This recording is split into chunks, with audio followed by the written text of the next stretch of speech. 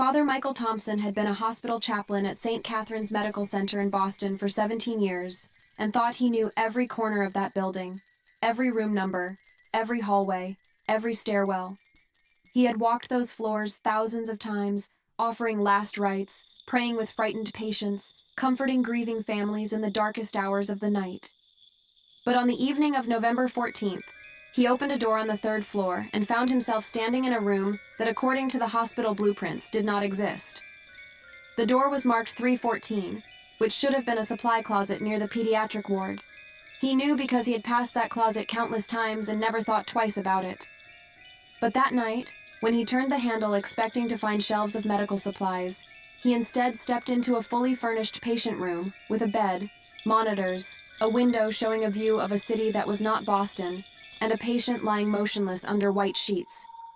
The patient was an elderly man with tubes and wires attached to his body, breathing shallowly, eyes closed. And on the monitor beside his bed, the date displayed was March 7th, 1963. Not a malfunction. Not a mistake. The date blinked steadily in green digital numbers that should not have existed in 1963, because that technology had not been invented yet. Father Michael felt his legs weaken as he realized he was standing in a place that violated every law of physics and reality he had ever known. He stood frozen in the doorway, his hand still gripping the handle, his mind struggling to process what his eyes were seeing. The room looked perfectly normal in every detail except for the impossible contradictions that filled it. Medical equipment from different decades mixed together. The bed was modern with electronic controls, but the curtains around it were a style from the 1960s. The floor tiles were contemporary hospital-grade vinyl, but the walls were painted in a shade of institutional green that had not been used in medical facilities for over 40 years. The window showed a skyline that included buildings Father Michael recognized from old photographs of Boston, buildings that had been demolished in the 70s to make way for new construction. Everything about the space existed in a temporal contradiction that made his head ache when he tried to reconcile it. The patient in the bed had not moved since Father Michael entered. His chest rose and fell with mechanical regularity assisted by the ventilator, but there was no other sign of consciousness. Father Michael took a tentative step into the room, half expecting the floor to disappear beneath him, or for the walls to melt away, revealing this as some kind of elaborate hallucination. But the floor held solid. The air smelled like disinfectant and age, a combination that was familiar yet wrong in ways he could not articulate. He approached the bed slowly, his heart pounding so hard he could hear it in his ears. As he got closer, he could see the patient's face more clearly. Deep lines etched into weathered skin. White hair thin and wispy on the pillow.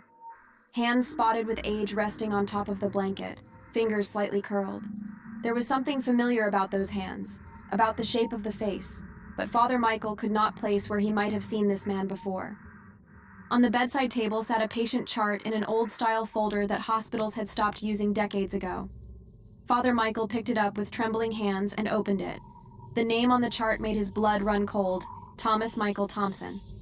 Admitted March 7th, 1963. Diagnosis uncertain. Prognosis unknown.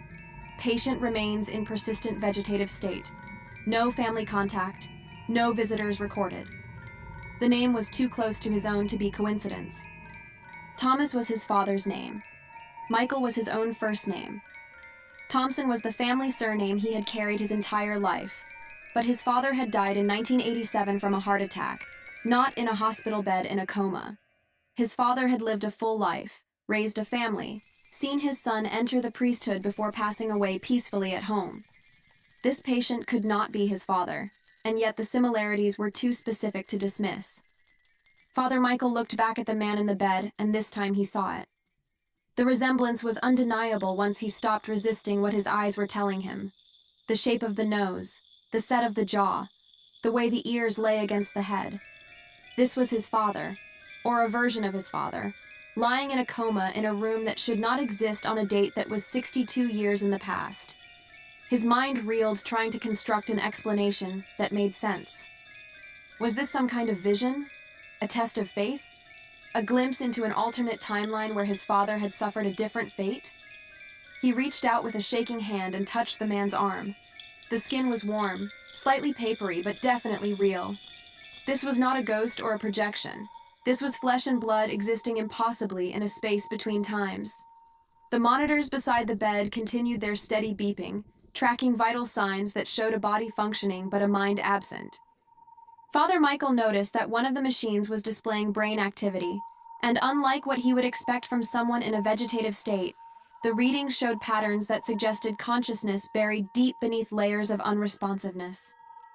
It was as if the patient was trapped inside his own body, aware but unable to communicate, locked in a prison of flesh that refused to obey his commands. Father Michael had seen this before in rare cases of locked-in syndrome, but never combined with such an impossible temporal and spatial displacement. He pulled up a chair that sat in the corner and sank into it, unable to look away from the man in the bed. Questions tumbled over each other in his mind without forming any coherent pattern. If this was his father, why was he here? What had happened on March 7th, 1963 that had split reality enough to create this pocket of impossible space? Was this the real fate his father had escaped? Or was this an alternate version of a life that could have been but never was? And most disturbing of all, if this room existed outside normal time and space, what did that mean about the nature of reality itself? Father Michael had spent his life believing in miracles, in divine intervention, in the existence of realms beyond human understanding. But this was different. This was not a miracle in any sense he recognized. This was something that felt wrong on a fundamental level, as if he had stumbled into a crack in the universe where broken timelines leaked through. Father Michael sat in that impossible room for what felt like hours, but when he finally checked his watch, only 15 minutes had passed. Time itself seemed unreliable in this place, moving in ways that did not match the steady progression of seconds ticking by in the normal world. He tried to pray, but the words caught in his throat, unable to find their way to heaven from a room that existed outside the proper flow of creation. Instead, he just sat and watched the man who looked like his father breathe, each breath assisted by machines that clicked and hissed with rhythmic precision. The silence between the mechanical sounds was heavy, pregnant with meaning he could not decode. Finally, Father Michael stood and walked to the window. Outside, he could see Boston as it had been in the early 1960s. Cars with distinctive rounded shapes from that era moved along streets. Buildings that he knew had been torn down decades ago stood solid and permanent. People in clothes from another time walked along sidewalks in the fading afternoon light. But something about the scene was subtly wrong. The people moved too smoothly, their gestures too perfect. The cars never stopped at intersections or showed any sign of actual drivers behind the wheels.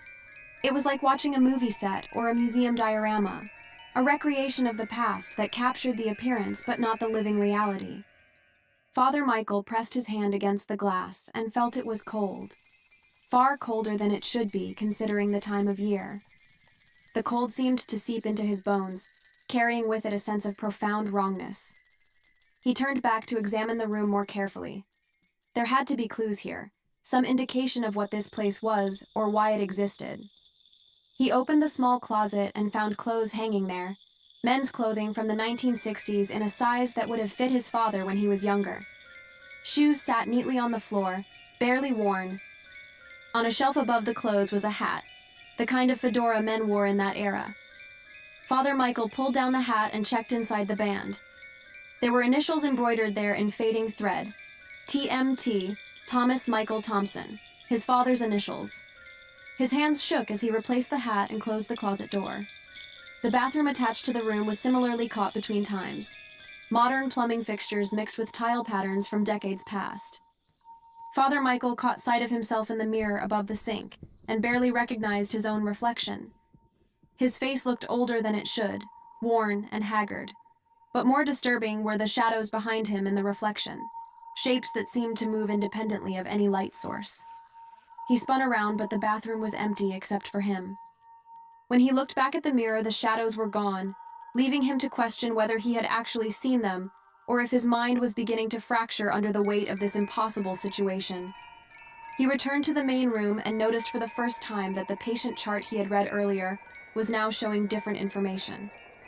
The date of admission was still March 7th, 1963, but additional notes had appeared that had not been there before. Notes written in different handwriting styles from different decades, all documenting the ongoing care of a patient who never woke and never died. Entries from the 70s mentioned experimental treatments. Notes from the 80s discussed the ethical considerations of maintaining life support indefinitely. More recent entries from the 2000s questioned whether the patient was truly still there, or if what remained was just biological machinery running without conscious direction.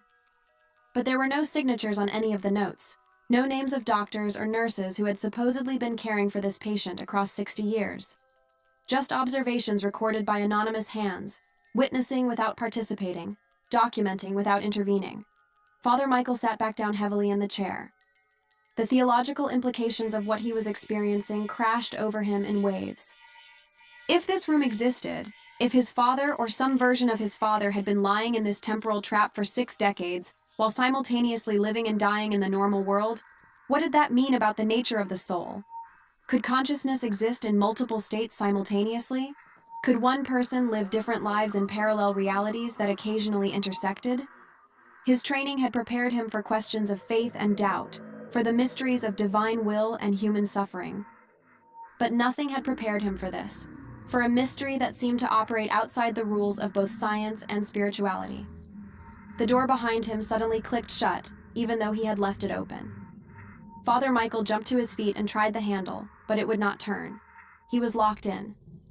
Panic began to rise in his chest as he realized he might be trapped in this impossible space with no way to call for help and no certainty that time was moving at the same rate here as it was in the real hospital outside. He pounded on the door, shouting for help, but the sound seemed to be absorbed by the walls without traveling beyond this room. No one was going to hear him. No one was going to come. He turned back to look at the patient and froze. The man's eyes were open.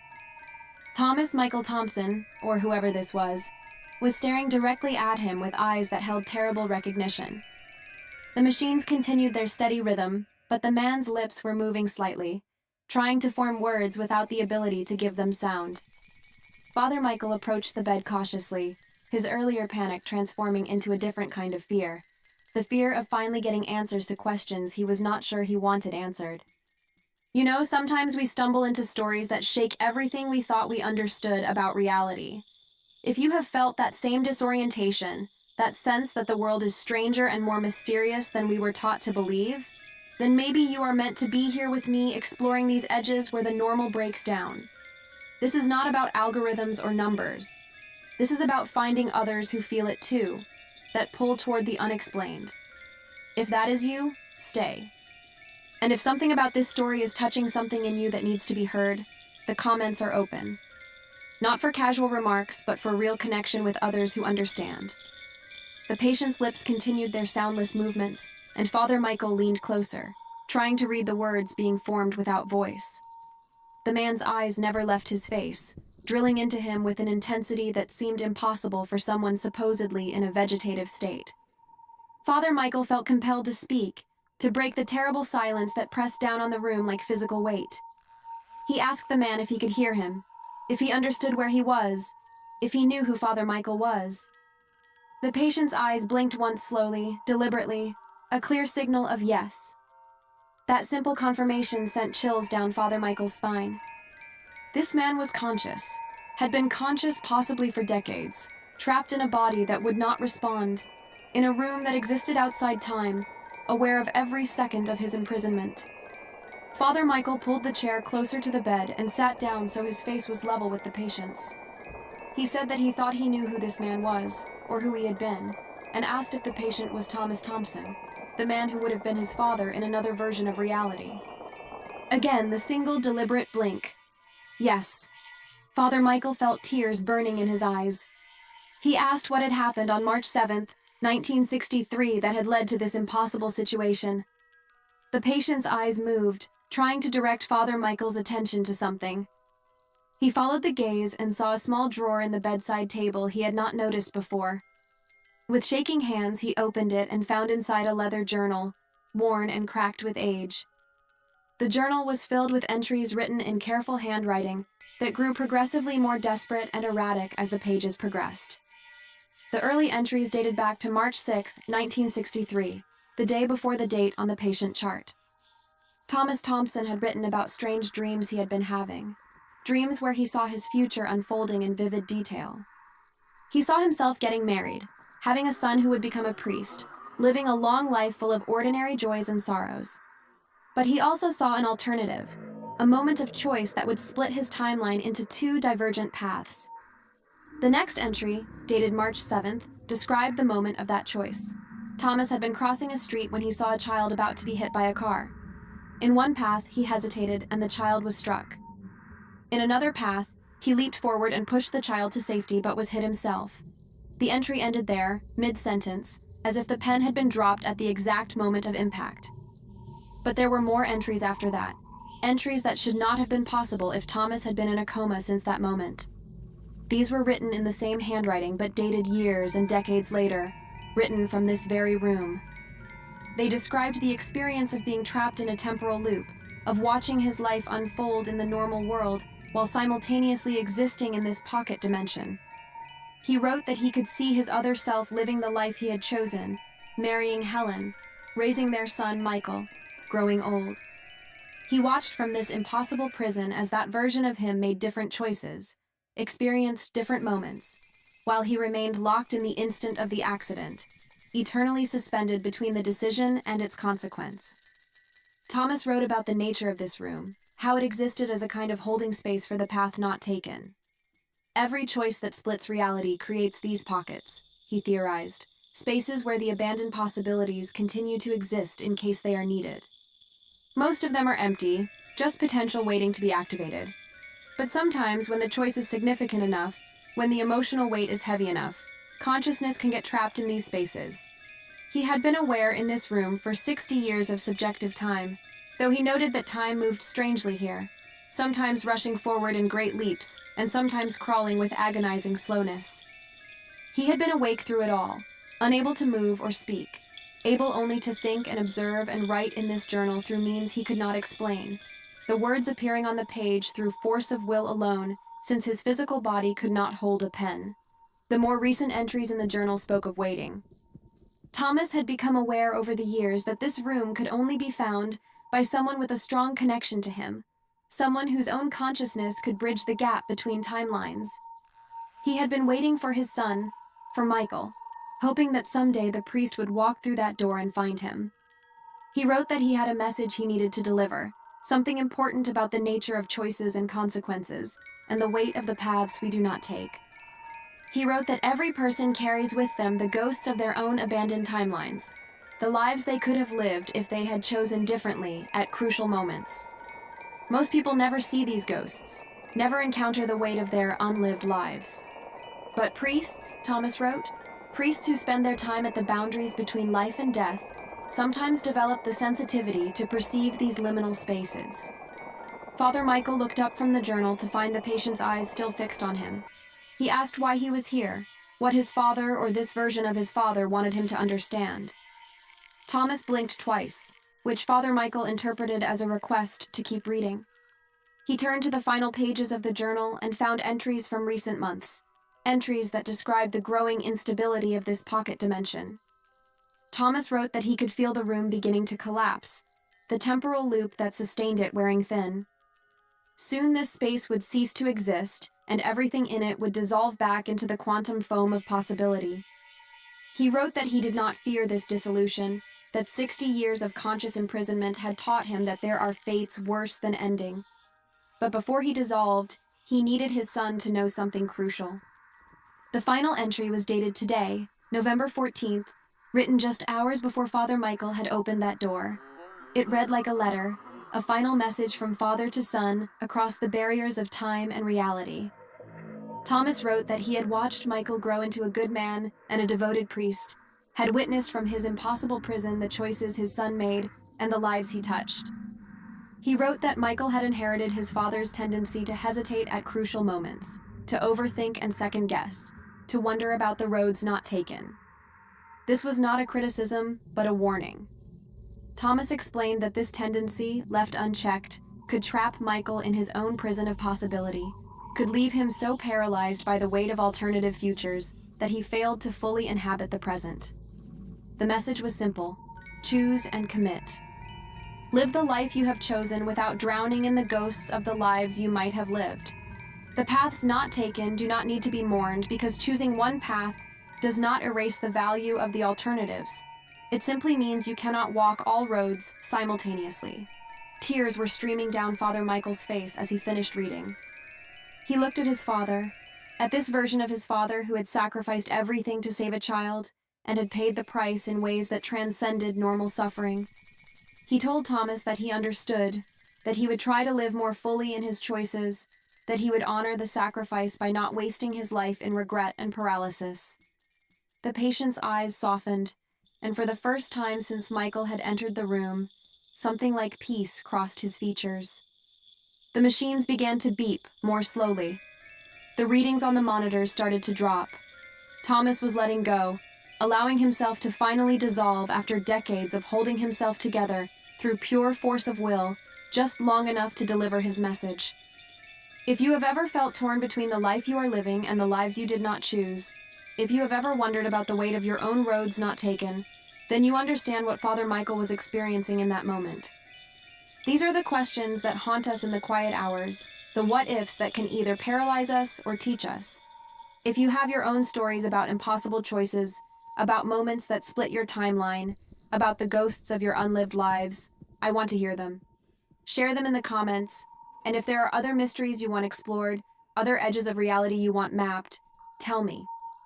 This space belongs to all of us who refuse to accept simple answers to complex mysteries.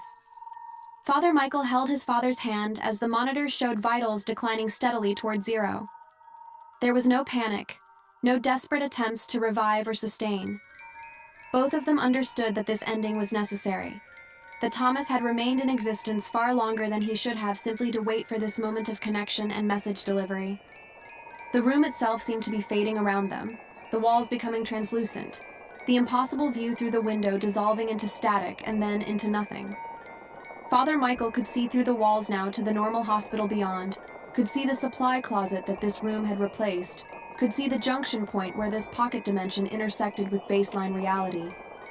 Thomas's lips moved one final time, and though no sound emerged, Father Michael understood the words through some means beyond hearing. His father told him that love was the only thing that could hold consciousness together across the boundaries of time and possibility. That his love for his son had been strong enough to maintain this impossible space for 6 decades. That the same love would continue in different forms, even after this version of Thomas dissolved. He said that every act of true sacrifice creates ripples across multiple timelines, that the child he had saved that day in 1963 had gone on to live a full life and have children and grandchildren of their own, that those lives existed because of his choice even though he had paid this terrible price. He told Michael that no sacrifice made from love is ever truly wasted, even when the cost seems unbearable, even when it creates suffering that spans decades. The monitors flatlined. The body in the bed stopped its shallow breathing. Thomas Michael Thompson died for the second time, or perhaps died truly for the first time depending on how one measured existence across parallel timelines. Father Michael felt the hand he was holding grow cold, and with that cooling came a release. The weight he had been carrying without realizing it, the weight of all his own unlived possibilities, lifted from his shoulders. He understood with sudden clarity that his father's message was not just about making choices without regret. It was about understanding that every choice creates both loss and gain, that choosing one path means abandoning others, but that this abandonment is not failure or waste. It is simply the nature of existence in a linear timeline. We cannot live every possibility, and the attempt to do so only traps us in spaces like this one, caught between realities and unable to fully inhabit any of them. The room completed its dissolution. The walls became transparent and then simply ceased to exist. Father Michael found himself standing in a supply closet exactly as it should have been, surrounded by shelves of medical supplies and cleaning products. The bed was gone. The machines were gone. His father's body was gone. Only the leather journal remained in his hands, solid proof that what he had experienced was real, and not some elaborate hallucination or mental breakdown. He stood there in the dim light filtering under the door, trying to steady his breathing, trying to integrate what had happened into his understanding of reality. When he finally opened the door and stepped out into the normal hospital corridor, everything was exactly as it should be. Nurses moved efficiently between rooms. Overhead announcements called doctors to various stations. The familiar sounds and smells of St. Catherine's Medical Center surrounded him with mundane regularity. But Father Michael was changed. He saw the hospital differently now, understood that beneath the surface of ordinary reality, there existed layers of possibility and consequence that most people never perceived. Every door potentially opened not just into a room, but into alternative timelines. Every choice made by every person created branching paths that existed somewhere in the quantum fabric of space and time. Most of those paths remained hidden, collapsed into probability without manifesting into physical form. But sometimes, under the right circumstances, those paths became tangible enough to touch. Over the following weeks, Father Michael's approach to his ministry transformed. He still performed the same duties, still offered comfort to the dying and their families, still administered sacraments, and prayed with those who requested it. But he brought a new depth to these interactions, a recognition that every person contained multitudes of unlived possibilities. When he sat with terminally ill patients, he helped them not just make peace with the life they had lived, but also with the lives they had not lived. He helped them understand that the roads not taken were not failures, but simply the necessary consequence of having chosen other roads. That a life fully lived in one direction was worth more than a dozen lives half-lived, while constantly looking back at alternatives. He began to recognize in others the signs of being trapped in their own versions of that impossible room. People paralyzed by regret, unable to move forward because they were drowning in the weight of past choices. People who spent so much time imagining alternative futures that they failed to inhabit their present reality. He developed techniques to help them release those burdens, to choose their current path with full commitment, even while acknowledging the validity of the paths they had abandoned. It was not about erasing doubt or pretending that choices were simple. It was about accepting that doubt and complexity were part of the human experience, but could not be allowed to create paralysis. The journal remained Father Michael's most precious possession. He read and reread his father's entries, finding new layers of meaning each time. He noticed that the handwriting in the later entries was not quite the same as the earlier ones, that his father's consciousness had been changing over the decades of isolation in that temporal pocket. The Thomas Thompson who wrote the final message was not quite the same person who had written the first entries, had been transformed by his unique suffering into something wiser and more compassionate than the ordinary man he had been before the accident. Suffering, Father Michael realized, was not inherently redemptive, but it could become a tool for transformation if approached with awareness and purpose. His father had chosen to use his imprisonment as a means of understanding reality more deeply, and that understanding had been the final gift he could offer his son. 6 months after his experience in the impossible room, Father Michael received a call from a woman named Sarah Chen. She was the granddaughter of the child Thomas Thompson had saved in 1963. She explained that her grandfather, now in his 70s, had recently shared the story of his near-death experience as a child, how a stranger had pushed him out of the way of an oncoming car and been struck instead. The stranger had been taken to a hospital, but her grandfather had never learned what became of him. After some research, Sarah had discovered that the man who saved her grandfather was named Thomas Thompson, and that he had a son named Michael who was a priest at St. Catherine's Medical Center in Boston.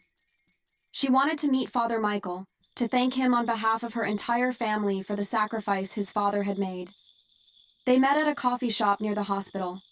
Sarah brought with her 3 generations of her family, her grandfather Robert Chen, her mother Lisa, and her own 2 young children. Robert was a gentle man with kind eyes who had built a successful career as a teacher and raised 4 children who had in turn given him 14 grandchildren. He told Father Michael that not a day had passed in 60 years when he had not thought about the man who saved his life. He had tried to find Thomas after recovering from the shock, but the hospital records from that day were incomplete, and he had never been able to track him down.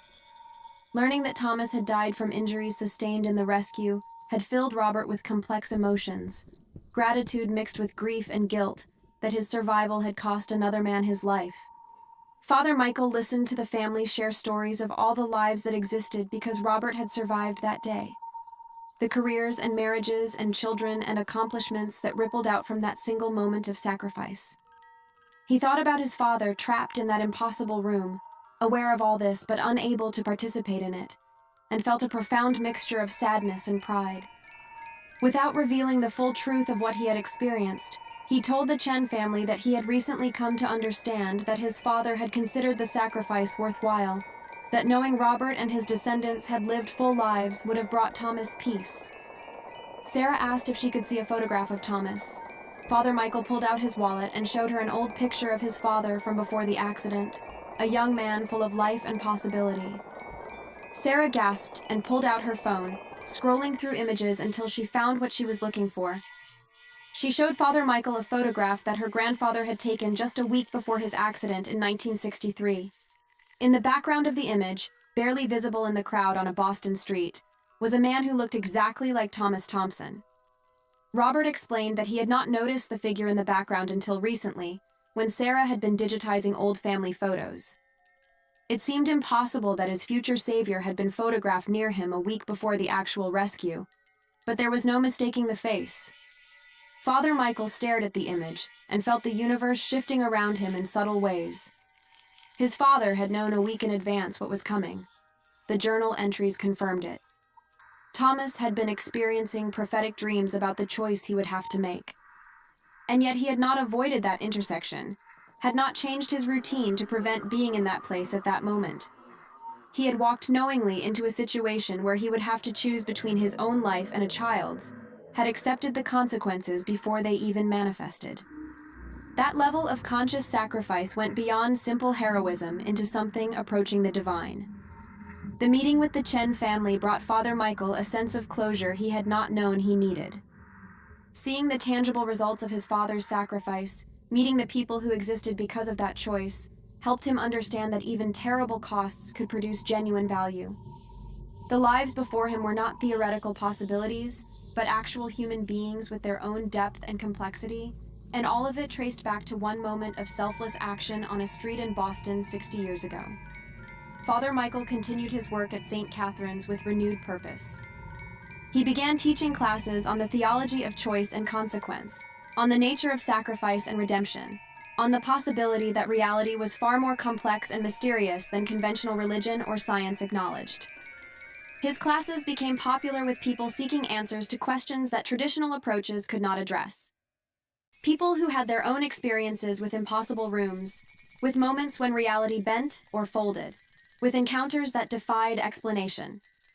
He created a community of people who refused to dismiss the mysterious, simply because it did not fit existing paradigms.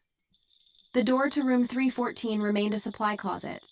Father Michael checked it regularly, part of him hoping and part of him dreading that it might open again into that impossible space. But it never did. The temporal pocket had collapsed when his father died for the final time, and whatever junction point had allowed it to exist in the first place had sealed shut. Yet Father Michael remained convinced that other such spaces existed throughout the hospital, throughout the world, pockets of abandoned possibility, waiting for someone with the right sensitivity to perceive them. He trained himself to notice the subtle signs of these spaces, the doors that seemed slightly out of place, the corridors that felt temporally unstable, the rooms where time moved differently than it should. Years passed and Father Michael grew older. He never married, dedicating his life fully to his calling and to helping others navigate the complex landscapes of choice and consequence. On the anniversary of his father's death, both the documented death in 1987 and the dissolution in the impossible room, he would visit Robert Chen and his family. It became a tradition, a way of honoring the sacrifice while celebrating the lives it had made possible. The Chen family considered Father Michael part of their extended family, connected to them through bonds of gratitude and shared history. In his final years, Father Michael wrote a book about his experience, disguising it as theological fiction to avoid being dismissed as delusional, but including enough truth that those who needed to find the message would recognize it. The book explored the idea that every human life exists in a state of quantum superposition, simultaneously living all possible versions until observed and collapsed into a single timeline by the act of conscious choice. He wrote about the weight of unlived possibilities, about the rooms where abandoned paths continue to exist in some form, about the importance of committing fully to the life you have chosen while releasing the ghosts of the lives you did not choose. On his deathbed at the age of 78, surrounded by members of his parish and the extended Chen family, Father Michael reported seeing his father waiting for him. Not the broken version trapped in the hospital room, but the whole and healthy version who had lived a full life in the primary timeline. Thomas reached out his hand and Father Michael took it, finally crossing the boundary between the life lived and the infinite possibilities beyond. His last words were an echo of his father's message. He said that we spend so much time fearing death because we see it as an ending, but perhaps it is actually a release from the tyranny of linear time, a return to the quantum state where all possibilities exist simultaneously. Perhaps the real gift of death is that it frees us from having to choose only one path. The book Father Michael left behind found its audience slowly, spreading through word of mouth among people who understood that it was not fiction but testimony. It became a kind of sacred text for those who lived at the edges of normal reality, who perceived the cracks in the facade of the ordinary, who refused to accept that the material world was all that existed. And in those pages, encoded in the story of a priest and his father and an impossible room, was a map for navigating the liminal spaces where choices create reality, and reality creates consequences that ripple across dimensions we barely understand. In the end, perhaps the real miracle was fear.